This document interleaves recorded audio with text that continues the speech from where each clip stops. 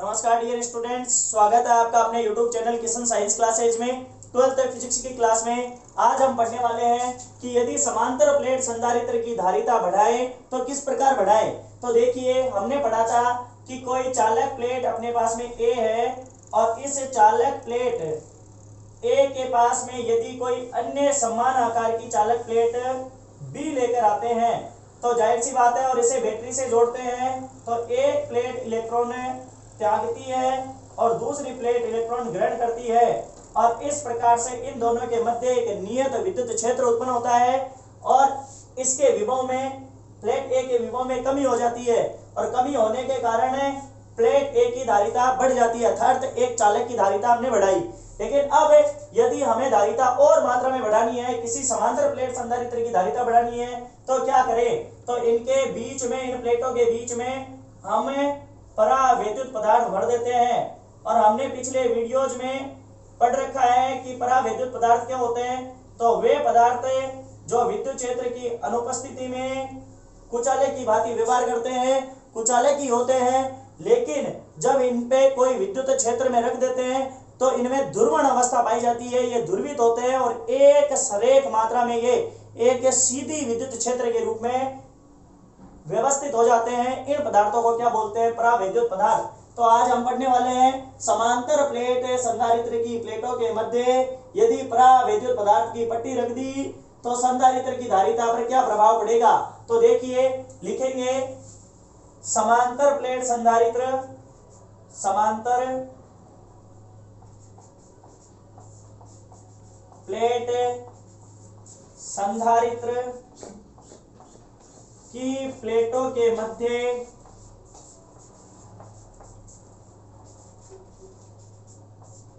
परावैद्युत पदार्थ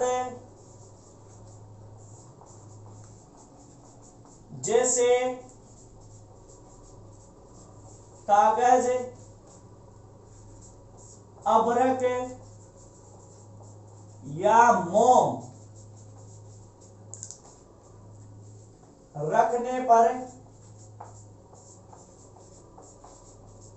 समांतर प्लेट संधारित्र के विद्युत क्षेत्र और समांतर प्लेट संधारित्र का विद्युत क्षेत्र दोनों प्लेटों के मध्य E बराबर अपन ने पढ़ रखा है सिग्मा अपॉन एप्सिलॉन नॉट। तो देखिए, परावैद्युत पदार्थ एक तरीके से विद्युत क्षेत्र में रखे हैं हमने।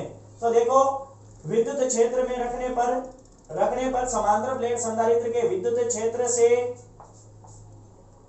प्रभावित होकर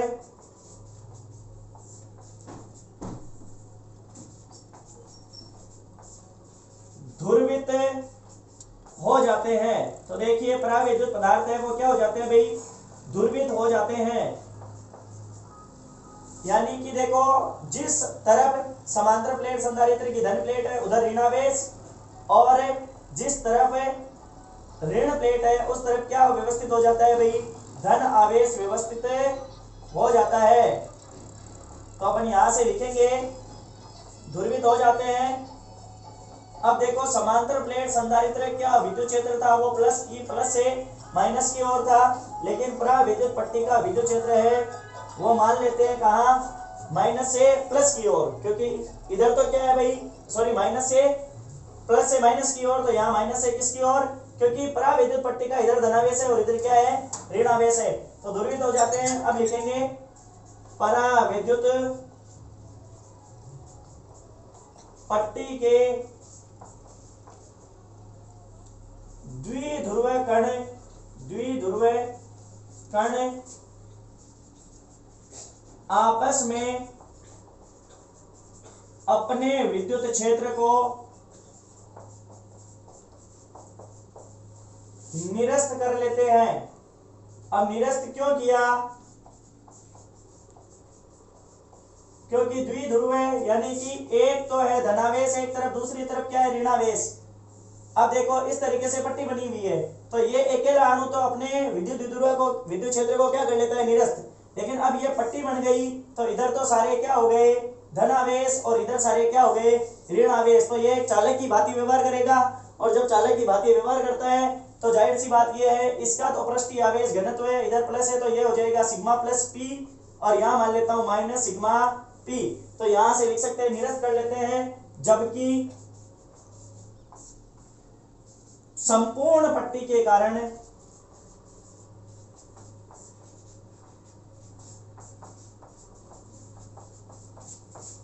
संधारित्र की धन आवेशित पट्टी की तरफ ऋणावेश व ऋण आवेशित प्लेट की तरफ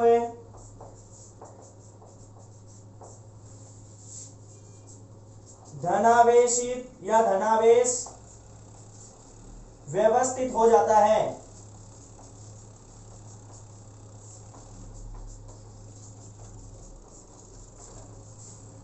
इस प्रकार परावैद्युत पट्टी के एक तरफ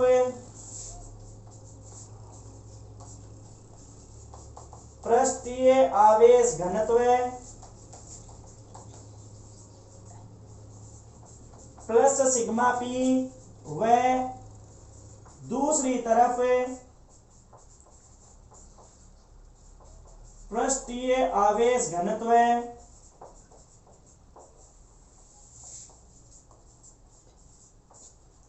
माइनस सिग्मा पी होता है और परावैद्युत पट्टी का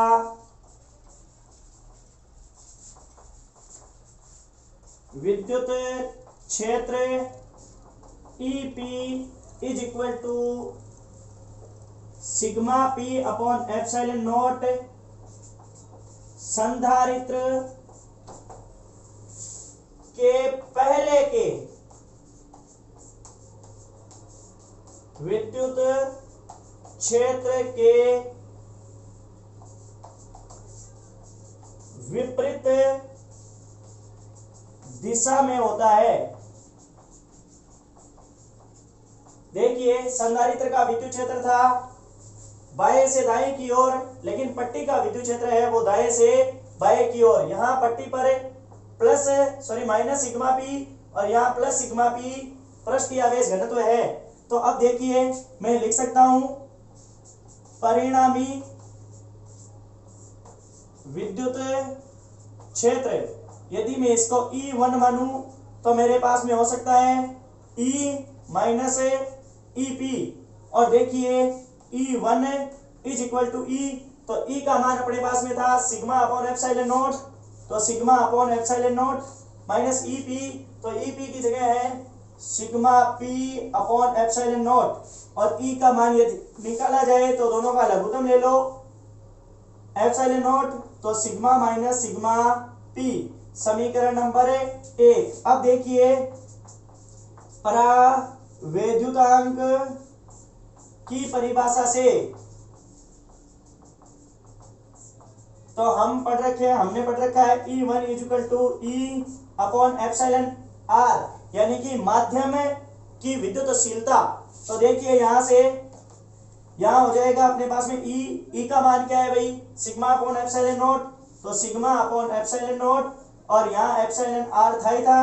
अब देखिए समीकरण नंबर इसे दे सकता हूं मैं 2, तो यहां से लिख सकता हूं समीकरण 1 व 2 से, और मेरे पास में आ सकता है sigma minus sigma P upon epsilon naught is equal to, क्योंकि ये भी E1 है और ये भी E1 है, तो sigma upon epsilon naught epsilon R, epsilon naught से एप्सिलॉन नॉट कैंसिल हो जाएगा, sigma minus sigma P is equal to sigma upon epsilon R हो जाएगा। और यदि मैं सिग्मा P का मान निकालना चाहूं तो इसको इधर ले जाता हूं और इसको इधर, तो यहां से हो जाएगा sigma minus sigma upon epsilon R। और यदि मैं सिग्मा को कॉमन में लेता हूं तो sigma P is equal to sigma common में आ गया तो 1 माइनस 1 अपॉन एप्सिलॉन R। इसे दे सकता हूं मैं समीकरण नंबर 3। अब देखिए, हमने देखा कि विद्युत क्षेत्र है वो परिणामी विद्युत क्षेत्र थोड़ा कम हो गया, तो विद्युत विभव में कमी होगी, और विभव में कमी होगी तो धारिता बढ़ जाएगी। तो अपन यहां से लिख सकते हैं समीकरण 1 से, तो यहां लिख सकते हैं समीकरण 1 से स्पष्ट होता है कि संधारित्र के परिणामी विद्युत क्षेत्र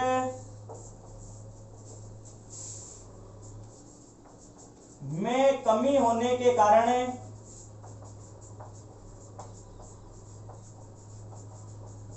संधारित्र के विभवांतर में कमी होती है।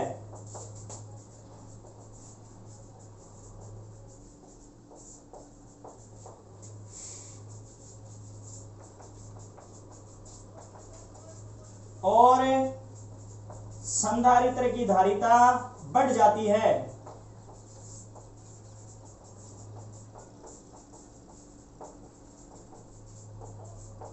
अब देखिए, यहां से हमने पढ़ा सिग्मा पी और इसका मान होता है ध्रुवण पर, तो अपन लिखेंगे ध्रुवण, चलो ऊपर देख लेते हैं,